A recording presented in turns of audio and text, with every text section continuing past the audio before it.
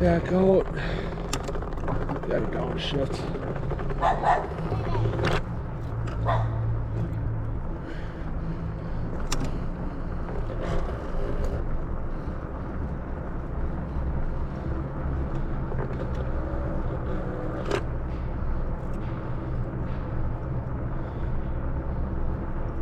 I'm gonna sneak past here real quick to not cause trouble with the dogs.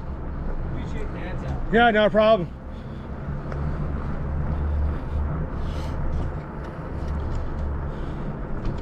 All right.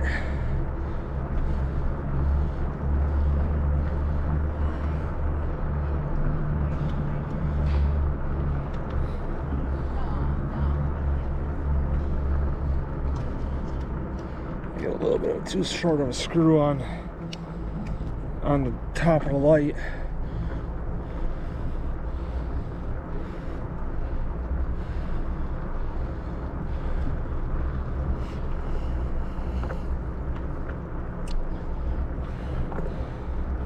I think it's the one in the one in my frame bag that's like that. Then I got the screw on. I kind of like this setup because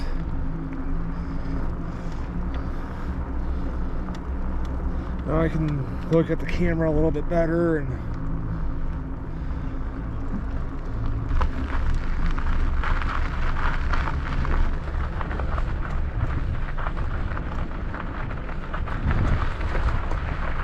I'm gonna probably, when I'm done riding, probably jump in the shower real quick too. I'll just throw my pants up and sweatshirt back on. I'll throw my, I got flippies that I can shower in.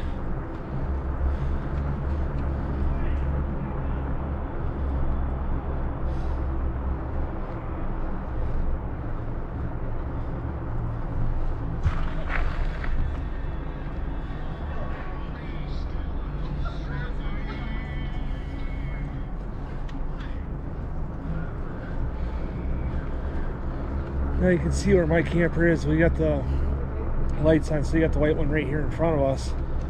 Mine's right there.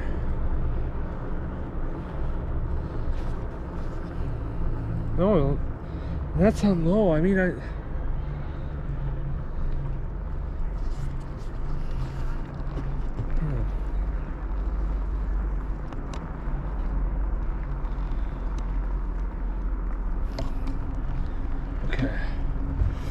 Yeah, mine's right here.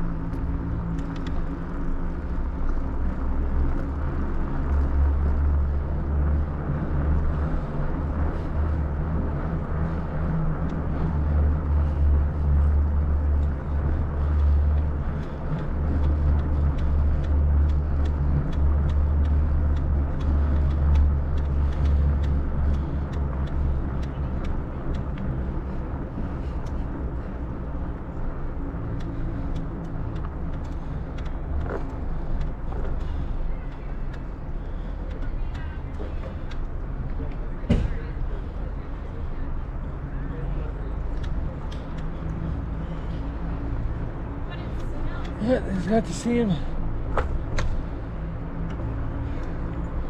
jack or the same bike carrier we do.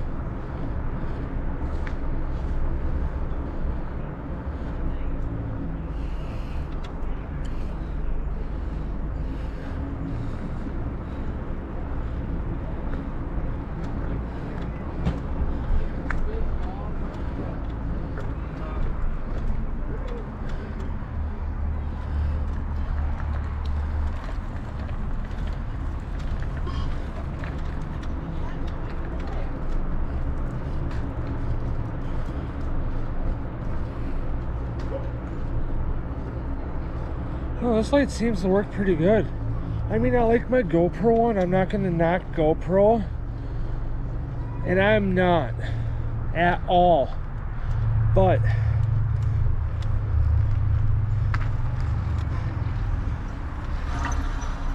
I'm not gonna trust it at night. I'm not knocking GoPro at all. I love GoPro.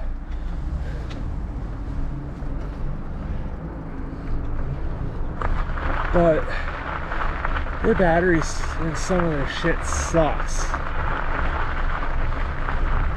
You know, like they're not trusting that at night either. You know, it's like their Bluetooth, and like I said, nothing against GoPro, nothing.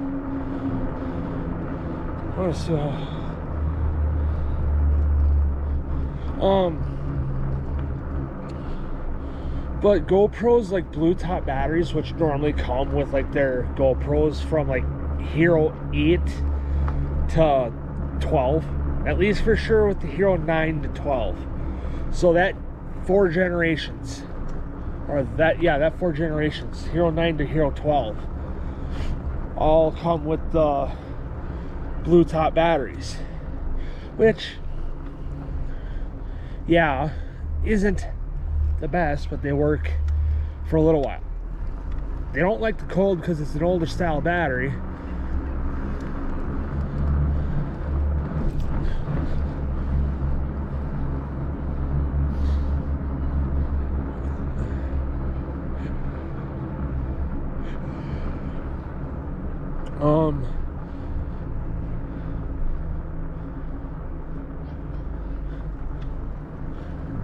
They don't like the cold because, you know, it's an older style battery, and older style batteries really don't like the cold.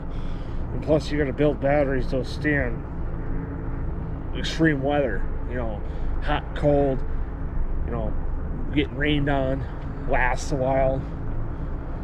So.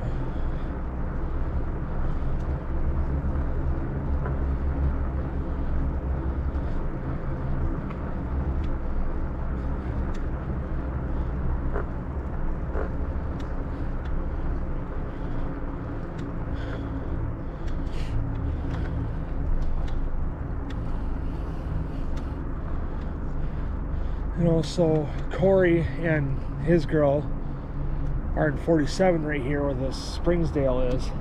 He was the one that I passed earlier when I recognized the vehicle in the camper.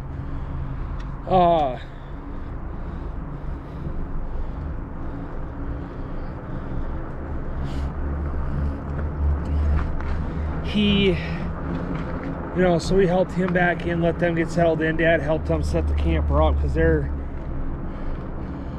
first-time camper buyers, you know, or camper owners. You know, they were like how we are, or were. Because, well, for the most part, with the campers, we knew what we were doing. For the with the hybrid, for the most part, we knew what we were doing. But then when it came to winterizing and getting the camper ready for winter when we're not using it, is where we had to learn.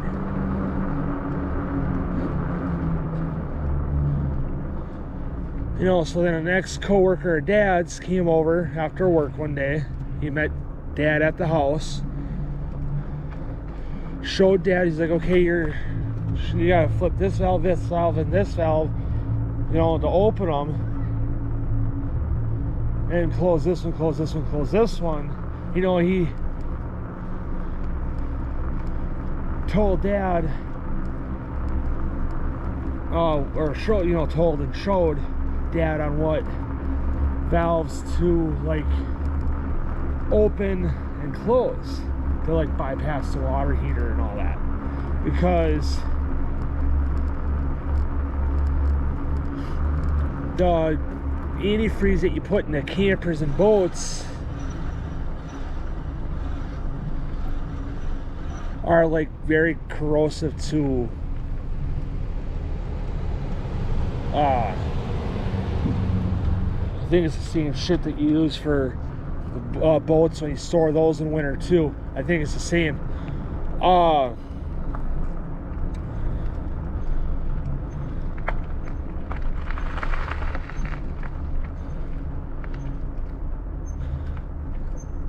But the antifreeze that you put in the water lines in the campers will corrode the tanks into water heaters, because the water heater tanks are only like 6 gallons.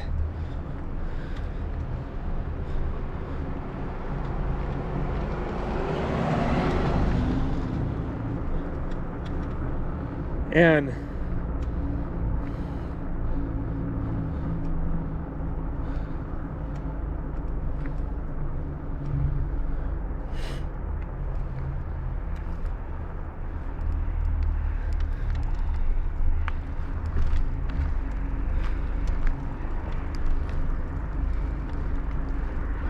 those tanks will corrode and rot out because of the coolant, or the antifreeze. Sorry, it's not coolant. Technically the same thing, but it's not. Antifreeze for RVs are technically, well, RVs, campers, motorhomes, whatever, and boats are technically to prevent the